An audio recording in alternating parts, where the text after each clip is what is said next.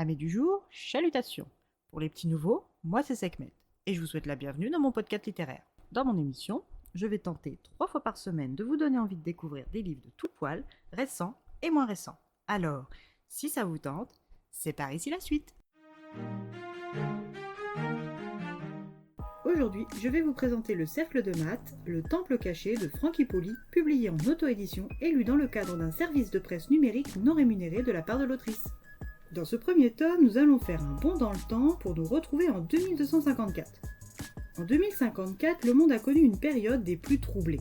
Appelée le Grand Effondrement, elle a mené la Terre au bord de l'extinction. Pandémie, guerre, famine, catastrophes naturelles, la planète était au bord de l'implosion. Quasi totalement ravagée par des hommes cupides et avides de pouvoir. Durant les 3 siècles qui ont mené Terra à cette extrémité, il y a eu la découverte des mondes parallèles, eux aussi en perdition, suffocants et ayant perdu leur connexion à la nature. Les peuples comme les elfes, les telluriens et les mages ont été eux aussi découverts. L'intégration de ces êtres magiques nommés majors a été laborieuse et criblée de difficultés. Il aura fallu attendre des décennies pour que ces peuples magiques puissent partir sur des planètes habitables différentes de Terra.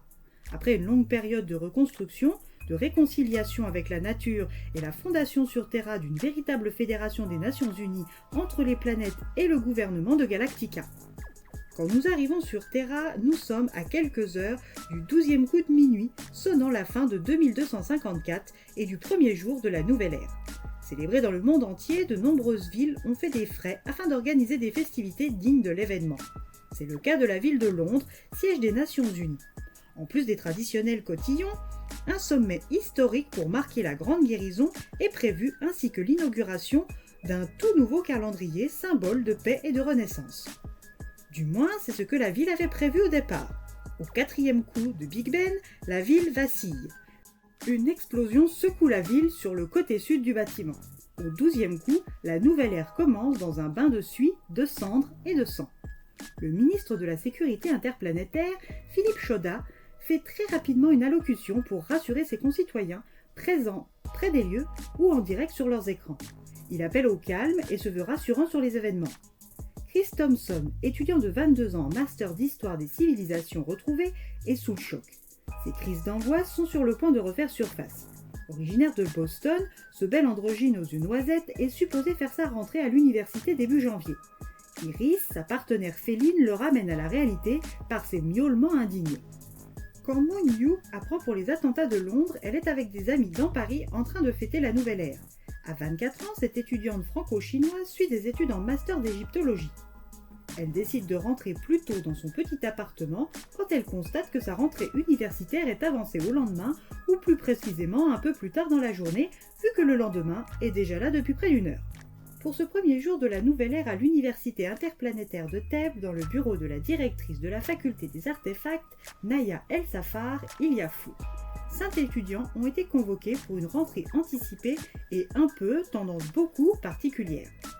Amarok, elfe armorien, bras droit de Philippe Chaudat, chef des Medjay, est présent, tout comme Torag, fils de Togros, 22 ans, étudiant en master de sciences politiques.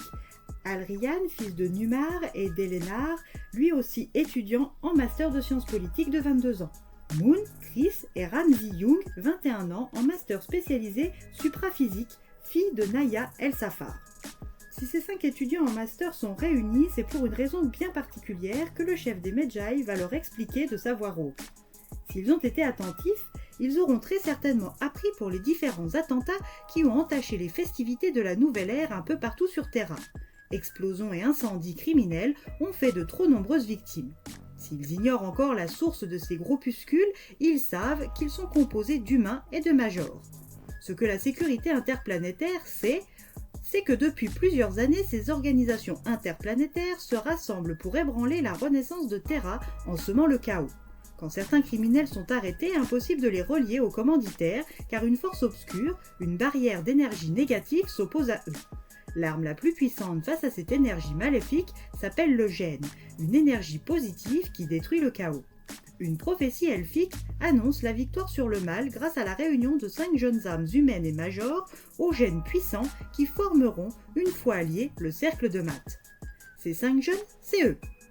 Après un silence pesant, Moon demande si c'est une blague de mauvais goût ou un test particulier, mais la directrice la détrompe vite. Toute cette histoire est sérieuse et ce que les mondes attendent d'eux, c'est ni plus ni moins qu'ils les sauvent. Alors comment? Ça c'est à vous de le lire pour le découvrir.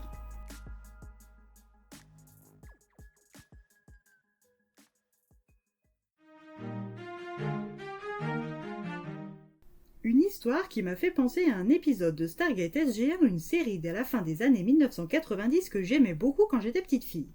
Une lecture qui mélange science-fiction et aventure, amateur, c'est par ici. Et bien voilà, j'en ai fini pour aujourd'hui. J'espère que cet épisode vous aura plu et vous aura donné des nouvelles idées de lecture. Si vous souhaitez découvrir d'autres petits bonbons littéraires tout droit sortis de ma bibliothèque, je vous retrouve le samedi 11 avril prochain pour un nouvel épisode. Et si d'ici là je vous manque de trop, vous connaissez le chemin sur Instagram, @leslectures de Sekhmet. Sur ce, chalut les amis, et à la prochaine!